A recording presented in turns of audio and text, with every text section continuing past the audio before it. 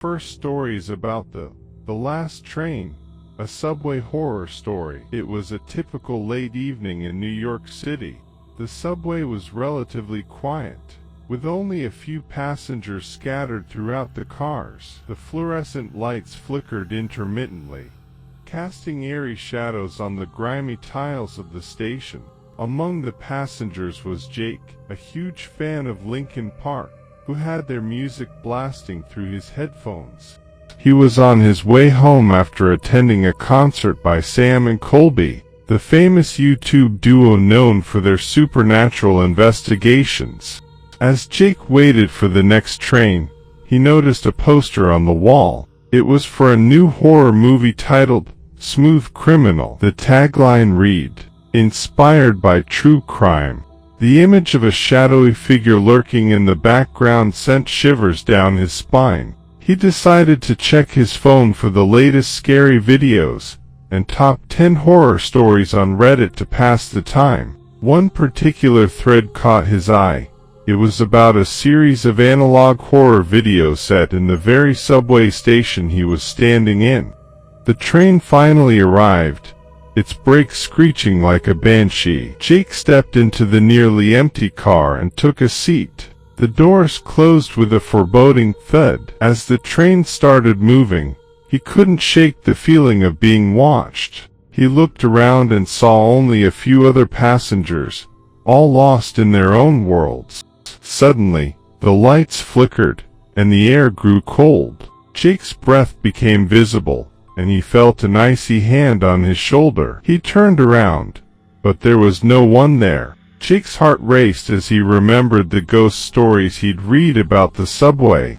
According to urban legend, a spirit known as the Stalker haunted the late-night trains, preying on unsuspecting passengers. Jake tried to calm himself by playing "Beat It" by Michael Jackson, hoping the familiar tune would dispel his fear. However, the music was abruptly interrupted by a chilling whisper in his ear. "You can't beat it, Jake." Panicking, Jake looked around and saw a ghostly figure at the other end of the car. It was a woman in a tattered dress, her eyes hollow and lifeless. She pointed at him, and the train's lights went out completely. The only illumination came from the dim emergency lights, casting long shadows and creating an atmosphere straight out of a horror game. Jake's phone buzzed, and he saw a notification from a horror game he had been playing earlier that day. The message read, "Run." Jake bolted from his seat and ran through the darkened cars, the ghostly figure always a step behind. He could hear her chilling laughter echoing through the empty train. He stumbled upon a group of teens who were filming scary videos for their YouTube channel. They recognized Jake and offered to help. Together, they ran towards the front of the train, hoping to find the conductor. They reached the conductor's cabin, only to find it empty. The teens decided to confront the ghost using their knowledge from the countless horror stories and scary videos they had watched. They set up their cameras, hoping to capture the supernatural encounter. The ghost appeared, and the air grew even colder. One of the teens, a horror game enthusiast, pulled out a relic he had bought from a supposed witch on Reddit, claiming it could ward off spirits. The teens formed a circle around Jake, chanting incantations they had found in an old Reddit thread about exorcisms. The ghost screamed and lunged at them, but the relic glowed with an otherworldly light, forcing her back. The train screeched to a halt, and the doors opened to a blinding light. Jake and the teens stumbled out of the train, and found themselves back at the original station, as if no time had passed. The ghost was gone, and the air was warm again. They looked at each other, unsure if what they had experienced was real, or just a shared hallucination. Jake thanked the teens and hurried home, vowing never to take the subway at night again. He posted his story on Reddit, where it quickly became one of the top 10 scary stories of the year. People speculated whether it was true, or just another piece of analog horror fiction. But Jake knew the truth. Somewhere beneath the city, the stalker still lurked, waiting for the next unlucky passenger. Our second story is about the haunting of the old factory. It was an ordinary day when Mike and his friends stumbled upon the old factory. The structure had been abandoned for decades, standing tall and decrepit on the outskirts of town. Whispers of its haunted history made it the perfect setting for a new episode of their popular horror video channel, Scary Comp. They planned to spend the night there, equipped with CCTV cameras, a dashcam, and other recording equipment to capture any paranormal activity. The group arrived at dusk, the sky casting an ominous orange glow over the dilapidated building. Mike, Sarah, Jen, and Dave each carried a bag filled with their gear. They set up their CCTV cameras strategically around the factory, covering the main hall, the basement, and the old manager's office. Dave, their tech expert, ensured everything was running smoothly. As the night grew darker, they gathered in the main hall, where Mike started narrating the haunted history of the factory. This place was once a thriving textile mill, he began, but it shut down after a series of mysterious deaths. Some say the factory is cursed, haunted by spirits and demons. The first sign of trouble came shortly after midnight. The temperature in the main hall plummeted, sending chills down their spines. They huddled together, their breath visible in the cold air. Sarah, the skeptic of the group, tried to laugh it off, but her nervousness was palpable. Suddenly, a loud bang echoed through the hall. The CCTV cameras captured the moment perfectly, showing a shadowy figure darting across the room. "What was that?" Jen whispered, her voice trembling. Mike checked the footage on his laptop. "It looks like a spirit or some kind of paranormal entity," he said, trying to keep his voice steady. "This is exactly what we came for." While reviewing the footage, Dave noticed something unusual in the basement camera feed. "Guys, look at this," he said, pointing to the screen. "It looks like an old, hidden room." Intrigued, they made their way to the basement. The air grew even colder as they descended the creaky stairs. They found the hidden room, its entrance obscured by cobwebs and debris. Inside, they discovered an old coffin, its lid slightly ajar. Mike shone his flashlight inside, revealing a chilling sight. A vampire, its eyes closed, lying in eternal slumber. "This is incredible," he whispered. "We found a vampire's lair." Their excitement quickly turned to fear when the vampire's eyes snapped open. It sat up slowly, glaring at them with blood-red eyes. "You shouldn't have come here," it hissed, its voice like nails on a chalkboard. They scrambled back up the stairs, their hearts pounding in their chests. As they reached the main hall, they were met with another horrifying sight. A demonic figure standing in the doorway, blocking their escape.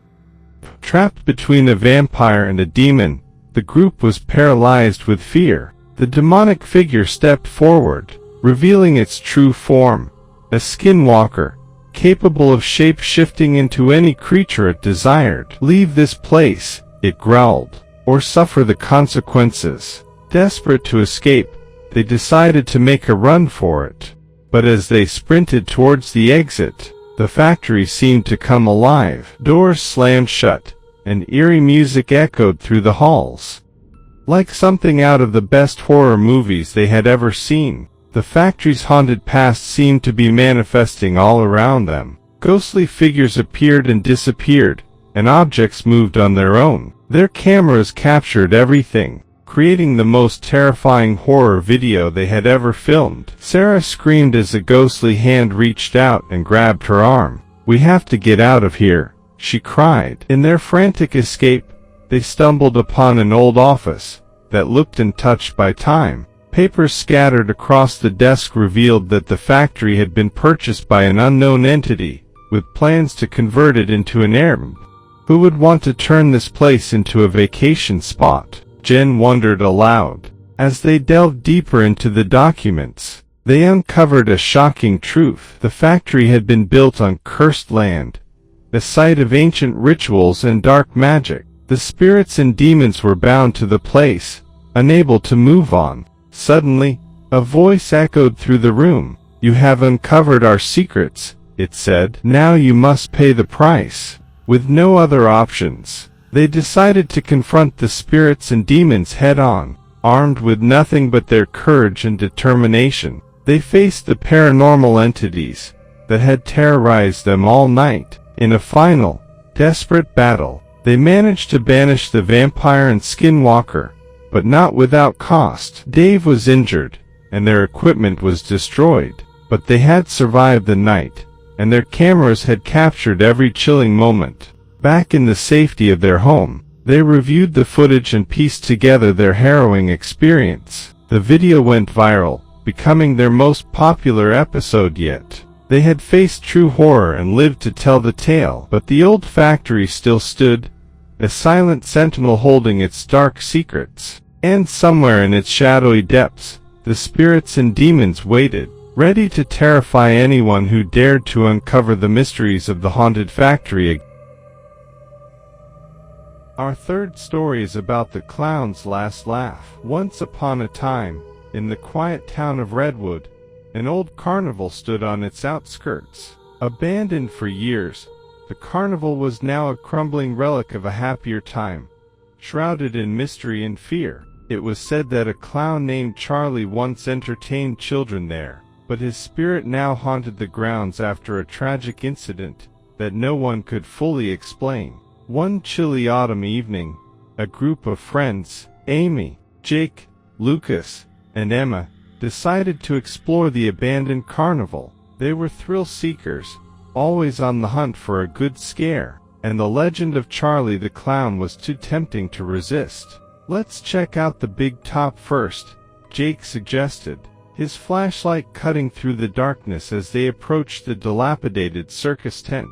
The wind howled through the broken rides, creating an eerie symphony that set the group's nerves on edge. Inside the tent, their flashlights revealed faded posters of clowns and acrobats, remnants of a once glorious past. A shiver ran down Amy's spine as she stepped further inside, the scent of mold and decay thick in the air.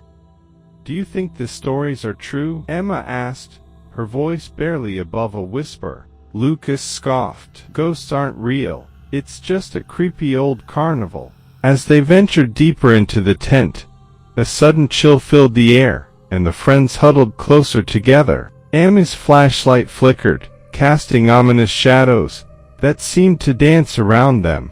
Then, without warning, the spotlight in the center ring turned on, illuminating an old clown costume hanging on a rack. "Who's there?" Jake called out, his voice trembling despite his attempt to sound brave. The only answer was a faint, echoing laugh. The group exchanged nervous glances. Amy, trying to steady her breathing, reached out to touch the costume. As her fingers brushed the fabric, the costume jerked violently, and a sinister laugh echoed through the tent. "Let's get out of here," Emma screamed, but the tent flap slammed shut, trapping them inside.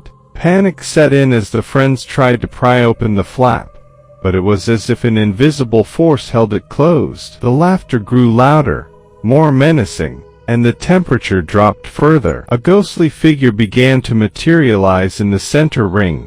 "Charlie the Clown, you came to laugh, didn't you?" The ghostly clown sneered, his eyes glowing with malevolent glee. "Well, laugh with me." In a desperate attempt to escape, Lucas swung his flashlight at the apparition, but it passed through Charlie as if he were smoke. The ghostly clown's laughter grew louder, deafening, as he raised his arms. Suddenly, the tent began to collapse, the fabric falling like a shroud over the terrified friends. In the chaos, they fought to free themselves, but the weight of the tent pressed down on them. Just as they thought they would be buried alive, everything went silent. The sun was beginning to rise when the friends finally stumbled out of the wreckage, gasping for breath. The carnival was eerily still, as if nothing had happened. They looked at each other, their faces pale and drawn. "We need to get out of here," Amy whispered, her voice shaking. Now they hurried away from the carnival,